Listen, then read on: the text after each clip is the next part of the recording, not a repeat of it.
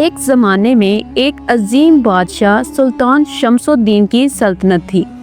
اللہ نے اسے دولت، عزت اور بے شمار نعمتوں سے نوازا تھا، مگر اس کی سب سے بڑی دولت تھی اس کی 7 بیٹیاں۔ ساتوں بیٹیاں بے حد خوبصورت اور ایک دوسرے سے پیار کرنے والی اور عقل مند تھیں۔ ہر بیٹی اپنی خوبی میں بے مثال تھی۔ سب سے بڑی بیٹی مہجبیں بہت ہی دانا اور عقل مند تھی۔ سمرا بہت ہی نرم دل اور رحم دل تھی۔ شبنم علم کی شوقین تھی۔ سونیا فنون لطیفہ میں ماہر تھی۔ نورین بہادر اور نڈر تھی۔ دعا خوش اخلاق اور صلح جو تھی۔ اور سب سے چھوٹی بیٹی ماہین بہت ہی معصوم اور شرارتی تھی۔ بادشاہ شمس الدین اپنی بیٹیوں سے بے انتہا محبت کرتا تھا، مگر دل میں ایک فکر بھی تھی کہ میرا کوئی بیٹا نہیں، میرے بعد سلطنت کس کے حوالے ہوگی۔ ایک دن بادشاہ وزیروں کے ساتھ بیٹھا تھا۔ اس نے سوچتے ہوئے کہا، میں نے سلطنت کو سنوارا، لوگوں کو عدل دیا، مگر میرے بعد سلطنت کس کے حوالے ہوگی۔ وزیر خاص نے بادشاہ کو مشورہ دیا، بادشاہ سلامت، آپ کی بیٹیاں علم و ہنر اور حکمت میں بے مثال ہیں، آپ انہیں موقع دیں، شاید کوئی ایک آپ کی اصل وارث بن جائے۔ بادشاہ نے فیصلہ کیا کہ وہ اپنی بیٹیوں کا ایک امتحان لے گا، ایک ایسا امتحان جو یہ ثابت کرے کہ کون حکمرانی کے قابل ہے۔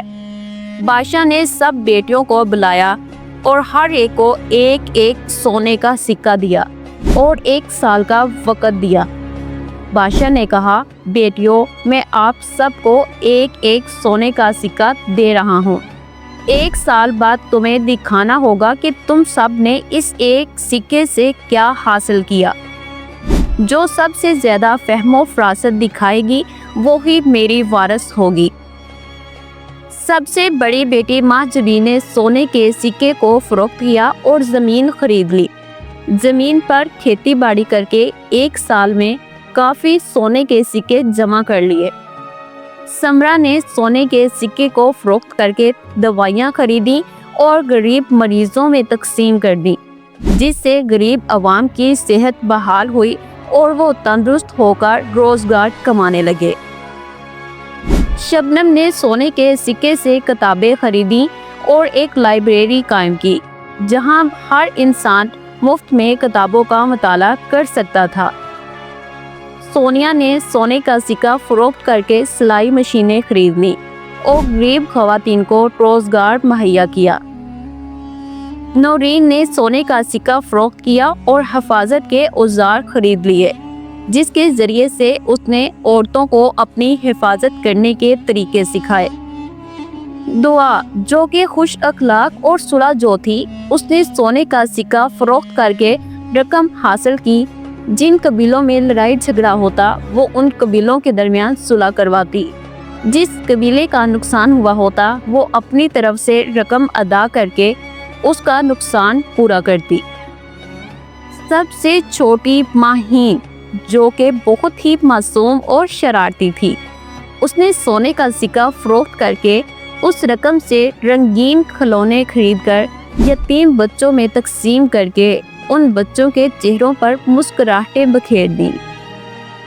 یوں 1 سال مکمل ہوا۔ سال مکمل ہوتے ہی سب بیٹیاں بادشاہ کے دربار آئیں۔ سب نے اپنی اپنی کامیابیاں پیش کیں۔ سب کی کامیابیاں سن کر بادشاہ کی آنکھیں فخر سے چمک اٹھیں۔ بادشاہ نے خوش ہو کر کہا، تم سب میری امید سے بڑھ کر نکلی ہو۔ میرے دل کو خوشی ہوئی کہ تم میں سے ہر ایک نے اپنی خوبیاں ثابت کی۔ بادشاہ نے کہا، حکمرانی کا بوجھ صرف عقل یا ہنر نہیں، بلکہ قربانی، محبت اور انصاف کا تقاضا کرتا ہے۔ بادشاہ نے فیصلہ کیا کہ سلطنت کو ایک بیٹی کے حوالے نہیں کرے گا، بلکہ سب 7 بیٹیاں مل کر رایا کی خدمت کریں گی۔ بادشاہ نے اعلان کرتے ہوئے کہا، میری سلطنت کو 7 روشن ستارے سنواریں گے۔ ہر ایک اپنی خوبی سے عوام کی خدمت کرے گی۔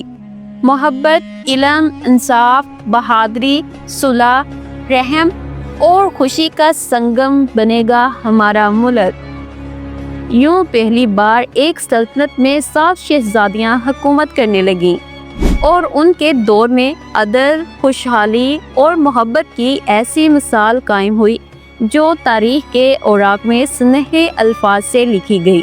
دوستو، حکمرانی طاقت سے نہیں، خدمت سے قائم ہوتی ہے۔ حقیقی حکمرانی دلوں پر ہوتی ہے، تخت پر نہیں، اور محبت، قربانی اور عدل ہمیشہ قائم رہتے ہیں۔ اس طرح کی انٹرسٹنگ سٹوریز کے لیے ہمارے چینل کو سبسکرائب لازمی کریں۔